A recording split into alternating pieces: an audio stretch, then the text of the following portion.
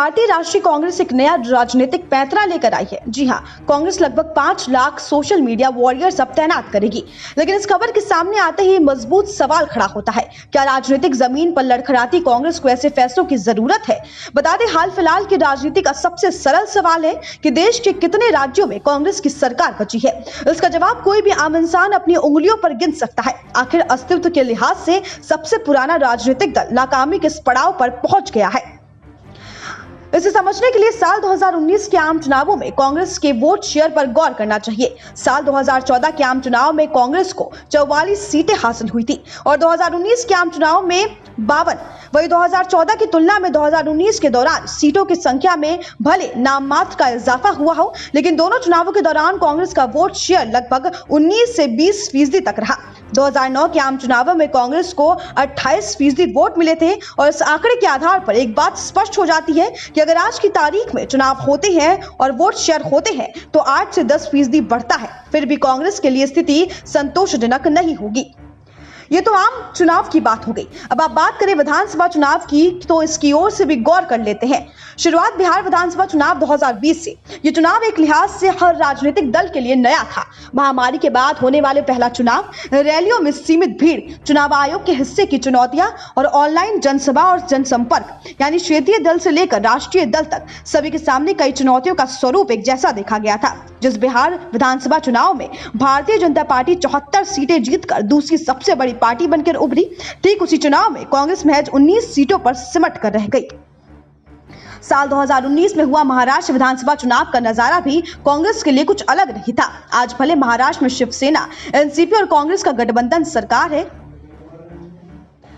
लेकिन इस चुनाव में भी कांग्रेस का प्रदर्शन औसत से भी बद से बदतर रहा। जहां 100 से अधिक सीटें हासिल करने के भाजपा राज्य की इकलौती सबसे बड़ी पार्टी बनकर सामने आई, वही कांग्रेस सिर्फ 44 सीटों पर सिमट कर रह गई। ठीक यही स्थिति बनी झारखंड के विधानसभा चुनावों में, जिसमें कांग्रेस को सिर्फ 16 सीटें हासिल हुई थी। बात करें इसके अलावा एक और ऐसा चुनाव है जो फिलहाल लोगों के जहन में शायद उतना ताजा नहीं है, लेकिन असल मायने में इस विधानसभा चुनाव ने कांग्रेस की जमीन को कई ज्यादा खोखला किया है। उत्तर प्रदेश विधानसभा चुनाव 2017, जब समाजवादी पार्टी और कांग्रेस के नरेश ने साथ चुनाव लड़ा और नतीजा ये रहा कि अखिलेश यादव से 1 साल बड़े और राहुल गांधी से 1 साल छोटे आदित्यनाथ मुख्यमंत्री चुने गए। इस चुनाव में भाजपा को 3/4 बहुमत हासिल हुआ था और सपा कांग्रेस गठबंधन को सिर्फ 50 से अधिक सीटें हासिल हुई थी। ये तो फिर भी आंकड़ों के आधार पर पेश की गई दलीलें हैं। इसके बाद आती है वो दलील जो तार्किक है और प्रासंगिक भी है।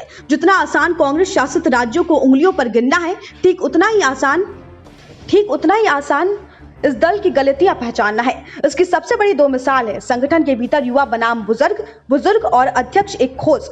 बता दें, साल 2018 के मध्य प्रदेश विधानसभा चुनावों के नतीजों के बाद कमलनाथ मुख्यमंत्री चुने गए। 1 साल तक सरकार किसी तरह चली, लेकिन फिर शुरू हुआ कमलनाथ और ज्योतिरादित्य सिंधिया के बीच बयानबाजी का दौर। सिंधिया बगावती हुए और कांग्रेस की सरकार फिर गिर गई। भले सब कुछ सही होने के अनेक दावे किए गए हो, लेकिन इस राजनीतिक उलटफेर ने कांग्रेस के बड़े पैमाने पर किरकिरी कराई है।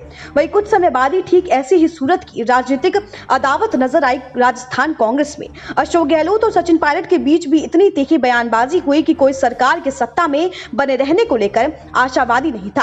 कई दिनों तक चले सियासी खींचतान में भी कांग्रेस की बल पर किरकिरी हुई।